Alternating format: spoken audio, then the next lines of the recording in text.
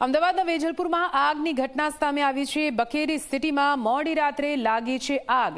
આગની આ ઘટનામાં પિતા અને 9 વર્ષના પુત્રનું કરુણ મોત નિપજ્યું છે। આગની ઘટનામાં 6 લોકો ગંભીર રીતે ઇજાગ્રસ્ત થયા છે। એક બાળક, એક મહિલા અને એક પુરુષને સારવાર માટે હોસ્પિટલમાં લઈ જવામાં આવ્યા છે। સમગ્ર ઘટનાના દ્રશ્યો પણ સામે આવ્યા છે। વેજલપુરમાં આવેલી બખેરી સિટીમાં અચાનકથી આગ ફાટી નીકળી હતી।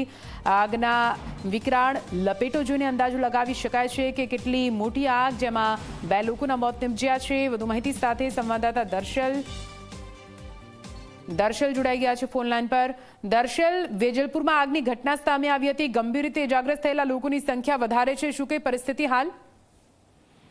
જી, મોડી રાત્રે જે આગનો બનાવ બન્યો હતો એ આગની ઘટનાની અંદર હાલ જે અપડેટ સમાચાર મળી રહ્યા છે, પિતા પુત્ર એ બંનેના મોત થયા હોવાની સમાચાર, એ માહિતી જે છે એ મળી રહી છે। જે પ્રકારની ઘટના બની, જે આગ લાગવાનો બનાવ જે બન્યો છે એ ઘટનાની અંદર જે બખેરી સિટીની અંદર જે કૃષ્ણનગરી આવેલી છે ત્યાં કલાપી નગર રો હાઉસ કે જ્યાં નંબર 4 નંબરના મકાનમાં આ આગ લાગી હતી। મોડી રાત્રે લગભગ 3 વાગ્યા બાદ આ આગ લાગવાનો બનાવ બન્યો કે જેમાં આ ગોહિલ પરિવારના એ 3 સભ્યો, એ શાશ્વત નામનો એ 9 વર્ષનો બાળક ધ્રુવ ગોહિલ, એના પિતા અને મિત્તલબેન ગોહિલ એ દાઝ્યા હતા, જેમને ફાયર બ્રિગેડે બહાર કાઢ્યા।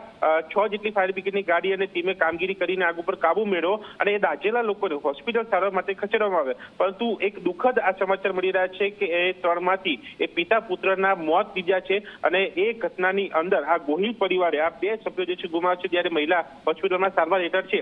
આ ઘટનાની અંદર પોલીસ તપાસ કરી રહી છે કે બનાવ કઈ રીતે બન્યો હતો, કોઈ શોર્ટ સર્કિટનું કારણ હતું કે પછી અન્ય કોઈ કારણ હતું, કારણ કે મકાનમાં આગ લાગી, 3 જણા દાઝવા, એક જ પરિવારના 3 સભ્યો દાઝ્યા અને તેમાં 2નું મોત નીપજ્યું છે। એટલે એ પણ તપાસનો વિષય છે કે આખરે આગ કયા કારણસર લાગી હતી, એ પોલીસ તપાસ બાદ સામે આવશે। પરંતુ હાલ આ એક ઘટના બની છે મોડી રાત્રે આગની, કે જેમાં 2 લોકોના મોત થયાના સમાચાર મળી રહ્યા છે।